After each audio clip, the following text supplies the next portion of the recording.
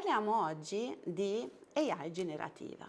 Abbiamo detto che l'AI è un grande insieme di tecnologie e metodologie. La prima grande suddivisione è il machine learning dal symbolic learning. Abbiamo visto che dentro al machine learning ho tutto il mondo così chiamato delle reti neurali, un sottoinsieme è il mondo del deep learning, quindi le reti profonde, e un sottoinsieme di questi sono l'AI generativa. Ma cos'è l'AI generativa e perché si distingue dall'AI tradizionale? L'AI tradizionale, abbiamo detto, è in grado di elaborare grandi quantità di dati. Io do tutte le mammografie a un sistema ed è in grado di riconoscere, ad esempio, se c'è o non c'è una macchia tumorale. Do grandi quantità di dati, ad esempio nel settore bancario, e vado a identificare i clienti buoni dai clienti, diciamo, che non mi daranno il prestito indietro. L'AI generativa non solo è in grado di fare questo, ma crea nuovi contenuti.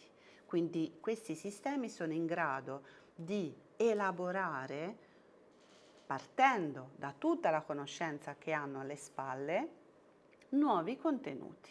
Ma come funzionano? Tutti noi nel 2022 a un certo punto abbiamo visto l'arrivo di ChatGPT. ChatGPT, l'ha detto, si era appoggiato a un progetto mondiale chiamato OpenAI, dove tutti gli utenti open gli hanno dato i propri contenuti. Tutti i contenuti che noi condividiamo su internet a livello pubblico, quindi non i nostri dati privati, ma quando noi ad esempio facciamo un commento sui nostri social pubblici, piuttosto che scriviamo qualcosa su LinkedIn, piuttosto che facciamo una pubblicazione, quei dati sono pubblici. L'OpenAI è andata a prendere questi dati, non solo testuali, i video, le immagini, li ha elaborati statisticamente, viene da dire, quindi in base alla frequenza con cui si presentavano, e ha creato quelli che vengono chiamati gli LLM, Large Language Models. Ha creato, si può dire, per banalizzarlo, per capirci, delle librerie. Quindi ha creato la libreria medicina, la libreria legale, la libreria commerciale, e quando noi interagiamo con questi sistemi approfondiamo e approfittiamo della conoscenza che loro hanno. Cosa possono fare questi sistemi per noi? Se nessuno ha già usato un sistema facile come il ChatGPT, vi invito a farlo senza neanche iscriversi, quindi uno semplicemente lancia ChatGPT o Gemini o BERT, di sistemi tipo questo ce ne sono tanti, e semplicemente uno inizia a chiedergli delle cose. Quindi, ad esempio, fammi il riassunto di un testo, e il sistema è in grado di farlo. Creami un nuovo testo, creami una lettera da mandare al condominio per magari un reclamo che devo fare. Testuale. Le traduzioni, quindi questi sistemi sono in grado di tradurre da una lingua all'altra. Questi sistemi sono in grado anche di creare contenuti multimediali, quindi io posso dire a un sistema disegnami un cane e mi trovo dalle Midjourney ed altri che mi creano contenuti, piuttosto piattaforme come Gamma che gli diamo solo una frase, fammi un sito riguardante i diritti umani, e ci troviamo per magia tutto un tratto un sito fatto sui diritti umani piuttosto che una presentazione.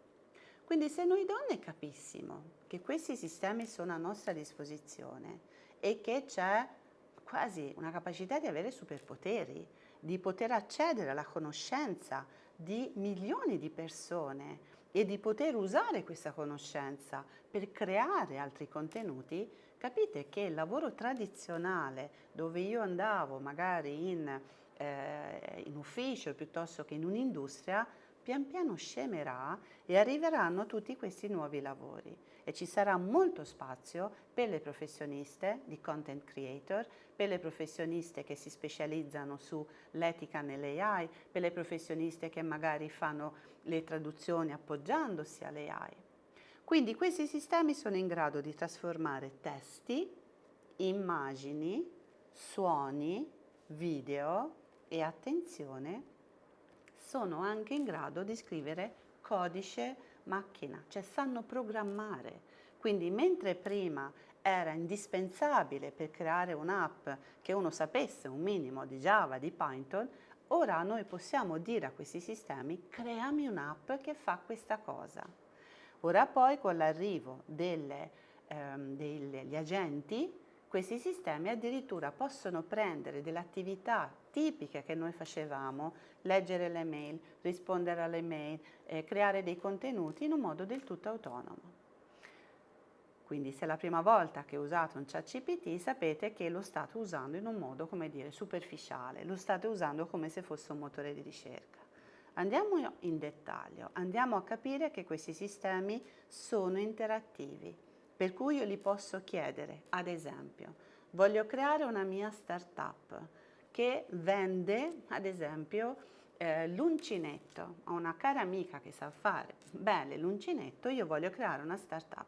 Posso chiedere al sistema: creami la presentazione, creami il business plan, creami il piano di attuazione, creami i contenuti.